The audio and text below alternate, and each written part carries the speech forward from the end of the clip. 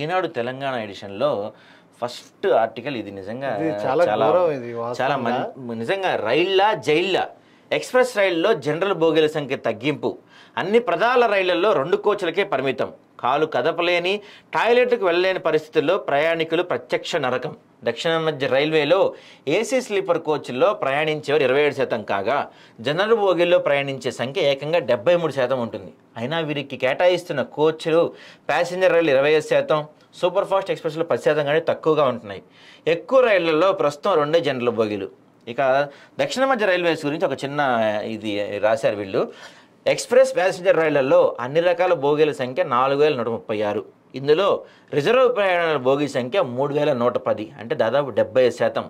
అందులో first class 67, second AC 378, third AC 1026, sleeper క్లాసులు 1639. 2023-24లో ఈ బోగీల్లో ప్రయాణించిన వారు 7.14 కోట్లు, మొత్తం ప్రయాణికులు 26.25 కోట్లు, వీరి శాతం 27%. తర్వాత జనరల్ బోగీల్లో 1026 మంది, అంటే 25%. ఈ బోగీల్లో ప్రయాణించిన వారు 18.91 కోట్లు, మొత్తం ప్రయాణికుల్లో వీరు 73%. ఇక్కడ ఒక చిన్న ఫోటో చూడండి. సికింద్రాబాద్ నుంచి విజయవాడ మీదుగా ఫలక్నామా ఎక్స్ప్రెస్లో మరుగుదొడ్లో ప్రయాణికులు. నిజంగా రైల్వేస్ కరోనా ముందు వరకు కూడా బాగానే ఉండింది. ఎందుకంటే ఒక సూపర్ ఫాస్ట్ కానీ లేకపోతే ఒక ఎక్స్ప్రెస్ ట్రైన్ కానీ మనం తీసుకుంటే ఖచ్చితంగా మనకి ఒక 4 నుంచి 5 జనరల్ బోగీలు, మిగతా అవి రిజర్వేషన్ బోగీలు కనపడాయి.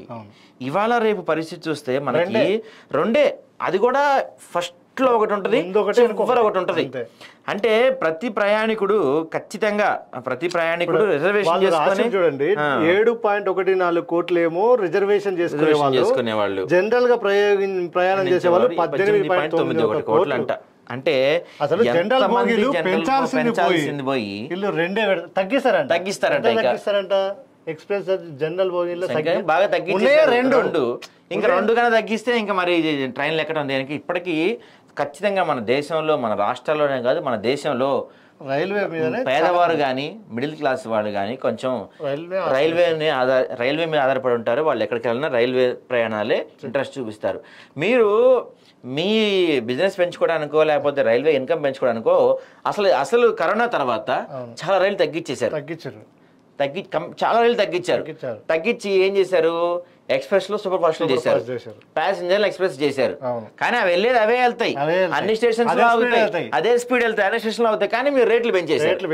ప్యాసింజర్ అంతకుముందు 10 స్టేషన్స్ లో ఆగితే ఎక్స్ప్రెస్ మా 9 స్టేషన్స్ లో అవుతుంది, కానీ రేటు పెంచారు. కానీ అదే టైంకి రీచ్ అవుతుంది. సూపర్ ఫాస్ట్ కూడా అంతే, మహా అయితే 9 స్టేషన్స్ లో అయితే 8 స్టేషన్స్ లో 7 స్టేషన్స్ అంత అవుతుంది. దానికన్నా ఒక అరగంట ముందు వెళ్తుంది, కానీ రేటు చూస్తే డబుల్ ఉంటుంది.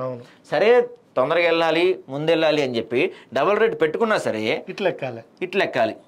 ఇక చూడండి, మొన్న రీసెంట్గా మేము చూస్తే జనరల్ బోగీల్లో కూర్చుంటే జనరల్ బోగీల్లో పర్టికులర్గా ఇండియా వ్యాప్తంగా ఉందండి ఈ పరిస్థితి. కాలు కింద పెట్టి బాత్రూమ్కి వెళ్దామన్నా సరే బాత్రూంలో 2 కూర్చుంటున్నారు ఖాళీ లేక. నైట్ టైమ్స్ లేడీస్ వెళ్ళాలంటే జనరల్ బోగి ఎక్కడం కన్నా ట్రైన్ దిగేయటం మేలనే పరిస్థితి మనకు కనపడుతుంది. నిజంగా ఒక ఇన్కమ్ ప్రధానంగా లేకపోతే ఓన్లీ లాభాలే అపేక్షగా మరి కేంద్ర ప్రభుత్వం ఎందుకు ఇలా నిర్ణయాలు తీసుకుంటుంది? దట్టు ఈ మధ్య చూస్తే గతంలో ఎన్నడూ లేని విధంగా ఈ మధ్య విపరీతంగా మనకి నెలకు ఒక ట్రైన్ యాక్సిడెంట్ కనపడుతుంది.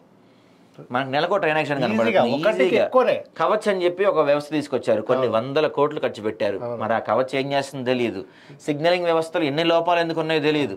మనకున్న రైల్వే సిగ్నల్ వ్యవస్థ మనకున్న రైల్వే సిగ్నల్ వ్యవస్థ బ్రిటిష్ వాళ్ళు పెట్టిన సిగ్నల్ వ్యవస్థ అంట. ఇప్పటికీ కొత్త వ్యవస్థ లేదండి సిగ్నల్ వ్యవస్థ. మరి అది ఫెయిల్ అవుతుంది. ఇట్లాంటి పరిస్థితులు కనపడుతున్నాయి. కొన్ని 100 మంది మధ్యతరగతి వాళ్ళు మిమ్మల్ని నమ్ముకొని మీ మీద ఉంటే మీరు ఇట్లా చేస్తూ వాళ్ళని చూడండి. నిజంగా ఈ ఫోటో చూస్తుంటే నిజంగా ఎంత బాధేస్తుందో చూడండి. దాదాపు వీళ్ళు కింద పడుకున్నారు చూడండి, ఎట్లా పడుకున్నారు, వీళ్ళు కాళ్ళ కింద వీళ్ళు పడుకున్నారు. ఇప్పుడు ఈ సీట్ లో కూర్చున్న ఒక వ్యక్తి బాత్రూమ్కి వెళ్ళాలంటే వీళ్ళని తొక్కుకుంటూ వెళ్ళాల్సిన పరిస్థితి ఉంటుంది. ఇటు చివరి ఒక బాత్రూమ్ కనపడుతుంది మనకి. ఇటు చివరి మధ్యలో కరెక్ట్గా మధ్యలో ఫోటో పెట్టారు. ఇటు వెళ్ళాలన్నా ఒకటే దూరం ఉంటుంది. ఇక్కడ దాదాపు మనకు కనపడుతుంది 1, 2, 3, 4 దాదాపు కింద పడుకున్న వాళ్ళే మనకి 10 మంది. ఇక్కడ చూస్తే కనుక బాత్రూమ్ దగ్గర మహిళలు కూడా కూర్చున్నారు. ఇక్కడ కూర్చున్న ఒక మహిళ అర్ధరాత్రి బాత్రూమ్కి వెళ్ళాలంటే, అర్ధరాత్రి జర్నీలో బాత్రూమ్కి వెళ్ళాలంటే ఏంటి పరిస్థితి? ఒక రైల్వేలో మీ దగ్గర ఏం డబ్బులు లేవా, లేకపోతే నిధులు లేవా? రైల్వే ఇండియాలోకెల్లా అత్యంత లాభాల్లో ఉన్న ఒక సంస్థ, విపరీతమైన లాభాల్లో ఉన్న సంస్థ కాదనలేము ఖచ్చితంగా. మీకు ఇంత లాభాలు ఇస్తున్నప్పుడు ప్రయాణికులకు వసతులు మెరుగుపరచండి. టికెట్ తీసుకోలేదా అంటే టికెట్లు ఉంటాయి కదా. అంటే మీ దృష్టిలో రిజర్వేషన్ బోగిలు ఎక్కేటోడే మనిషా, జనరల్ బోగిలు ఎక్కేటోడే మనిషి కాదా? వాడు టికెట్ కొంటున్నాడు, వీడు టికెట్ కొంటున్నాడు. కాదే వాడు 150 రూపాయలు పెట్టచ్చు, 100 రూపాయలు పెట్టచ్చు, కానీ వీడు టికెట్ కొంటున్నాడు కదా. మంది రైల్వే కన్ఫర్మేషన్ కాకుండా వాళ్ళు ఆయన ఎక్కేస్తారు తీసుకొని. మరి ఇప్పుడు అసలు మీరు ఎలా చేస్తున్నారంటే, మీరు తీసుకొచ్చే పరిస్థితులు ఎలా ఉన్నాయంటే మెల్లమెల్లగా జనాన్ని రైలుకు దూరం చేద్దాం అనుకుంటున్నారు. ప్రైవేటీకరణ చేస్తారనికే ప్లాన్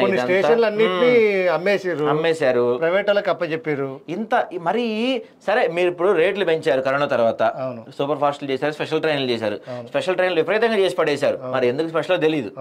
సరే, అంత స్పెషల్ చేసిన తర్వాత బోగీలు పెంచొచ్చు కదా, ట్రైన్ల సంఖ్య పెంచొచ్చు కదా. కొన్ని పెద్ద పెద్ద ట్రైన్లలో రిజర్వేషన్ లో కూడా ఇదే పరిస్థితి. ఇప్పుడు చూస్తే ఇప్పుడు ఇంకో కొత్త అనకూడదు కానీ రైల్వేలో కొత్త స్కామ్ గానే దీన్ని నేనైతే అంటాను. ఏంటంటే ఇప్పుడు నువ్వు బోగీలు పెంచు, వందే భారత్ ట్రైన్లు ఎవరికి కావాలి? అవసరమే లేదు. వందే భారత్ ట్రైన్లు నీకు కావాలా, నాకు కావాలా? మామూలుగా నువ్వు వందే భారత్లు 10 వేస్తున్నావు, 1000 మంచిదే, ఎందుకంటే మనం కూడా స్పీడ్కి వెళ్ళాలి, ముందుకు వెళ్ళాలి, సేమ్ ఛార్జీలు ఫ్లైట్లో వెళ్తున్నారు. సరే, మనం మాట్లాడుకుంటే వందే భారత్లు 10 వేస్తున్నావు, మిగతా ట్రైన్లో 4 బోగీలు పెంచు, కనీసం 2 బోగీలు పెంచు. సరే, 2 బోగీలు పెంచలేకపోయావు నువ్వు, జనరల్ బోగీల సంఖ్య పెంచు, రిజర్వేషన్ తగ్గించు. ఎందుకంటే రిజర్వేషన్ చేసుకోగలిగినోడు, ఏసీ బోగీల్లో ప్రయాణించగలిగినోడు ఈ ట్రైన్ కాకపోతే వందే భారత్ ఎక్కుతాడు. కానీ సామాన్యుడు వందే భారత్ ఎక్కగలరా? అసలు వందే భారత్లో జనరల్ బోగి ఉందా? లేదు కదా. సామాన్యుడికి ఇదే ట్రైన్. ఇప్పుడు first class, second class, third class, sleeper వీటిలో రిజర్వేషన్ చేసుకునేవాడు ఈ ట్రైన్ కాకపోతే వందే భారత్ ఎక్కుతాడు, లేకపోతే బస్సు ఎక్కుతాడు, రిజర్వేషన్ చేసుకోగలిగినోడు. ఫ్లైట్ ఎక్కుతాడు. ఫస్ట్ క్లాస్ ట్రైన్ టికెట్ ధర దాదాపు ఫ్లైట్ టికెట్ తో సమానంగా ఉంటది. వాడు ఫ్లైట్ ఎక్కుతాడు. నువ్వు 2 ఫస్ట్ క్లాస్ బోగీలు, 3 ఫస్ట్ క్లాస్ బోగీలు వేసే ఒక ఫస్ట్ క్లాస్ అయ్యి 4 జనరల్ బోగీలు అయ్యి. ఎందుకు అంటే సామాన్యులు అంటే మీకు చులకన, సామాన్య బోగీలు ఎక్కి మామూలుగా వస్తే మీకు చులకన. ఎందుకంటే అందరికన్నా వాళ్ళ టికెట్ రేట్ తక్కువ ఉంటుంది, కానీ ఎక్కువ మంది జనం ఎక్కేది వాళ్ళే, సామాన్యులే కదా, అందరు రిజర్వేషన్ చేసుకొని ఎక్కలేరు కదా. ఇలాంటి దరిద్ర పరిస్థితుల్లో మన ఇండియన్ రైల్వేస్ అంటే నిజంగా బాధాకర విషయం. ఎందుకంటే ఈ రోజుకి ఇప్పటికీ ఏదన్నా ఊరు వెళ్ళాలన్నా, ఏదన్నా దూర ప్రయాణం చేయాలన్నా ఒక మధ్యతరగతి వాళ్ళు, సామాన్య ప్రజలు ఫస్ట్ ఆశ్రయించేది, ఫస్ట్ చూసేది రైల్వేస్. టికెట్ ధరలు తక్కువ ఉంటాయి, మధ్యతరగతి అందుబాటులో ఉంటుంది. కానీ మీరేమో అసలు మధ్యతరగతి వాళ్ళు, సామాన్యులు ట్రైన్ ఎక్కద్దు, ఎక్కిన రిజర్వేషన్ చేసుకొని ఎక్కాలనే పరిస్థితి తీసుకొస్తున్నారు.